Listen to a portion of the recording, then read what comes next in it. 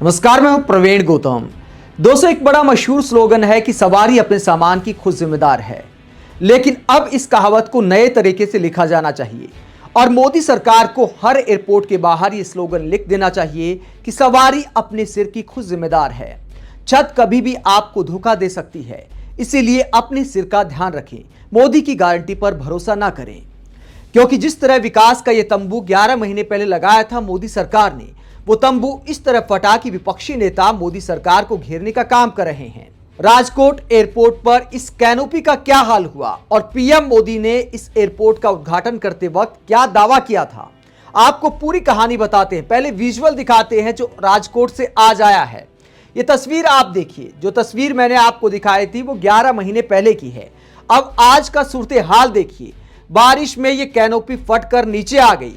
अगर यहां कोई ट्रैवल कर रहा है, एयरपोर्ट के अंदर कोई आता है, उसके सिर पर कुछ गिरता है तो कोई भी दुर्घटना हो सकती है। हालांकि मोदी समर्थक कह सकते हैं कि कैनोपी तो है, तिरपाल तो है, कपड़ा तो है, उससे आखिरकार क्या बिगड़ सकता है, लेकिन ये थोड़ा भारी कपड़ा होता है। वीडियो आप देखिए कि एक बारिश ने किस तरह एयरपोर्ट की इस कैनोपी का हाल कर दिया।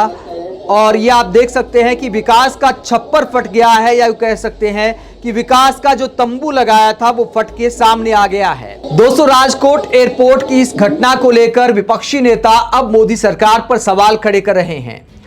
सुप्रिया श्नेत कहती हैं, परसों जबलपुर, कल दिल्ली, आज राजकोट। जी हां, 3 दिन में तीसरा एयरपोर्ट हादसा हुआ है। अब राजकोट के एयरपोर्ट की कैनोपी टूटी। इस एयरपोर्ट का उद्घाटन नरेंद्र मोदी ने किया था सिर्फ 1 साल पहले। और पीएम मोदी ने उद्घाटन करते वक्त दोस्तों क्या कहा था?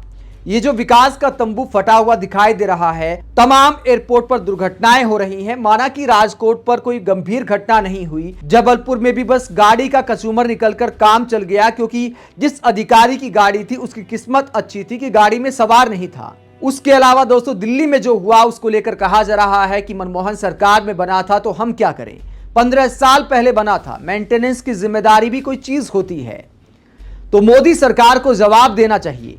और राजकोट एयरपोर्ट का उद्घाटन करते हुए पीएम मोदी ने क्या कहा था? जो विकास का तंबू यहां पर फट गया, उस विकास के बारे में पीएम मोदी ने क्या कहा था? ये तस्वीर पीएम मोदी के सोशल अकाउंट से ही मैंने आपको दिखाई है। और ये तमाम तस्वीरें आप देख सकते हैं। यहां पर ज्योतिरादित्य सिंधिया पीएम मोदी को बता रहे हैं कि कितना शानदार बनाया गया है, ये मॉडल दिखाया जा रहा है।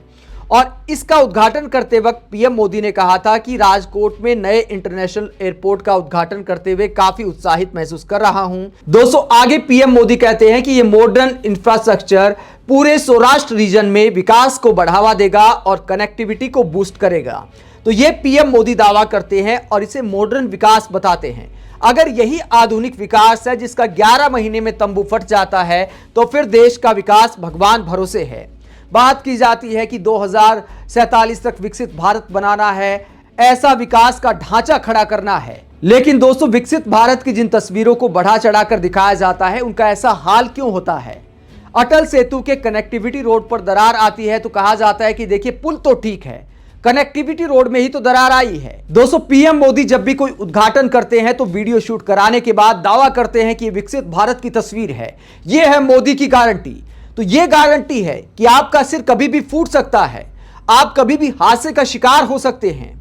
देश के एयरपोर्ट जहां पर विदेशी नागरिक भी ट्रैवल करते हैं, इंटरनेशनल एयरपोर्ट है ये, तो जहां पर विदेशी भी आते हैं, अगर ऐसी घटनाएं घटती हैं, किस्मत अच्छी है कि अब तक किसी विदेशी नागरिक के साथ कोई घटना नहीं घटी। सिर्फ एक टैक्सी ड्राइवर था, उसकी जान चली गई दिल्ली में। अगर कोई विदेशी नागरिक होता तो दुनिया में किस तरह का डंका बजता।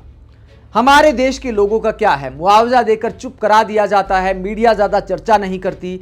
वरना 3 एयरपोर्ट पर लगातार 3 दिन जिस तरह की घटनाएं सामने आई हैं, उसे लेकर पीएम मोदी और मोदी सरकार के मंत्रियों से नाम लेकर सवाल पूछे जाने चाहिए। आप इस तरह लगातार एयरपोर्ट पर विकास का तंबू फटने को लेकर क्या सोचते हैं? कमेंट बॉक्स में अपनी राय जरूर दें। अगर आप हमारी पत्रकारिता को पसंद करते हैं तो थैंक्स के जरिए आर्थिक सहयोग भी दे सकते हैं। इसके अलावा वीडियो को लाइक करें, चैनल को सब्सक्राइब करें। नमस्कार।